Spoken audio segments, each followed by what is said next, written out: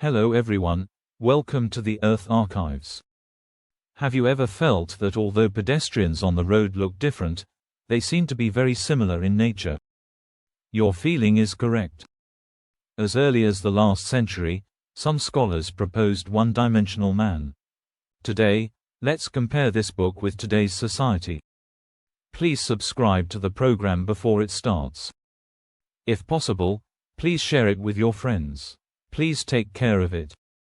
In the turbulent landscape of the 1960s, amidst social upheavals and the burgeoning awareness of the human condition, Herbert Marcuse's One-Dimensional Man, Studies in the Ideology of Advanced Industrial Society, emerged as a profound critique of modernity that resonates powerfully even today.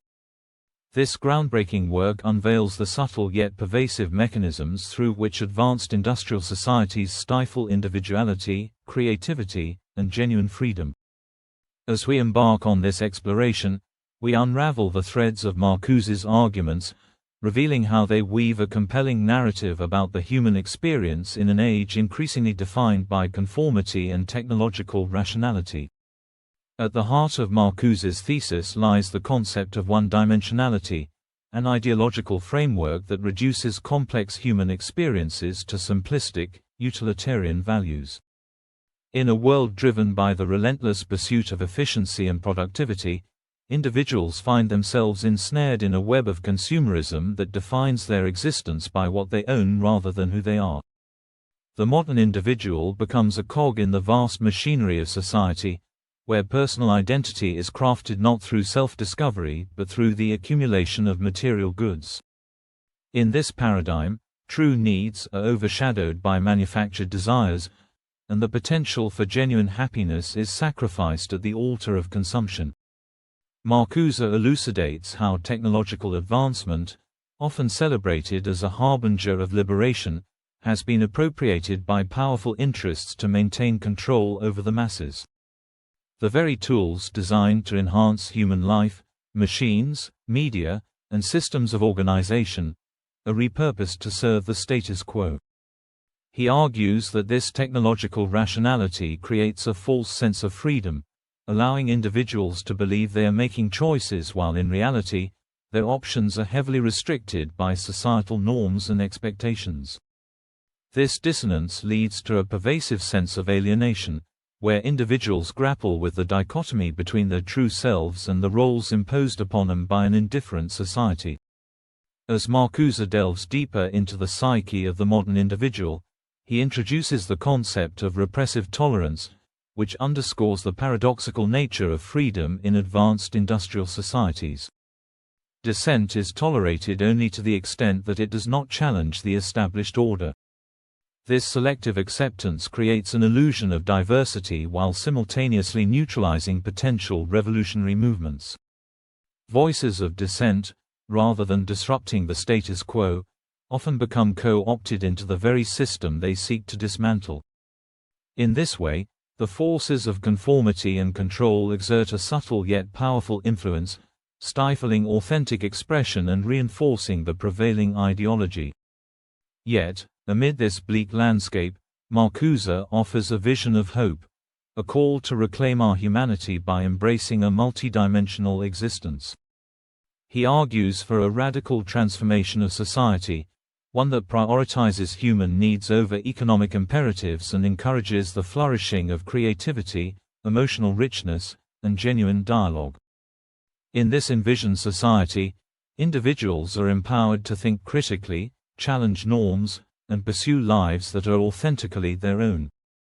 By fostering environments that celebrate diversity and encourage self-expression, Marcuse believes we can break free from the shackles of one-dimensionality and rediscover the profound potential of the human spirit. As we navigate the complexities of our contemporary world, the relevance of Marcuse's insights becomes increasingly evident. In an age dominated by social media, surveillance capitalism, and a culture of instant gratification, the challenges he articulated are mirrored in our daily lives. The struggle for authenticity and meaning continues as we grapple with the overwhelming forces of consumer culture and technological control. The question remains, How do we resist the seductive pull of one-dimensionality and cultivate a richer, more nuanced understanding of our existence? To engage with Marcuse's critique is to embark on a journey of self-discovery and societal reflection. It invites us to question the values we hold dear, to examine the forces that shape our identities, and to recognize the ways in which we can reclaim our agency. In this endeavor, we must confront the uncomfortable truths about our own complicity in the structures of power and control. The journey requires courage, resilience, and a willingness to embrace the unknown as we seek to forge a path toward a more liberated and humane society. In the fabric of contemporary life, where technology intertwines seamlessly with daily existence, the insights of Herbert Marcuse's One-Dimensional Man, Studies in the Ideology of Advanced Industrial Society, resonate with startling clarity. Written in the context of the 1960s, Marcuse's critique of advanced industrial society unveils a world of conformity, consumerism, and superficiality that eerily mirrors our own.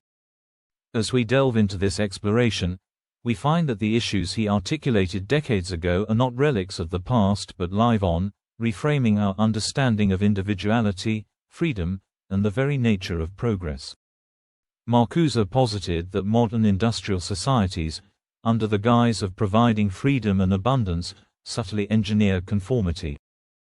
In today's hyper-connected world, this notion has evolved but remains profoundly relevant. Social media platforms, designed to connect us, often create echo chambers that reinforce existing beliefs and suppress dissenting voices. As individuals curate their online personas, the pressure to conform to societal expectations intensifies, blurring the lines between authentic self-expression and the performative nature of digital life. In this way, the one-dimensionality Marcuse warned against manifests through the homogenization of thought and culture, as nuanced perspectives are overshadowed by trending opinions. Moreover, Marcuse's concept of repressive tolerance is particularly poignant in the current socio-political climate.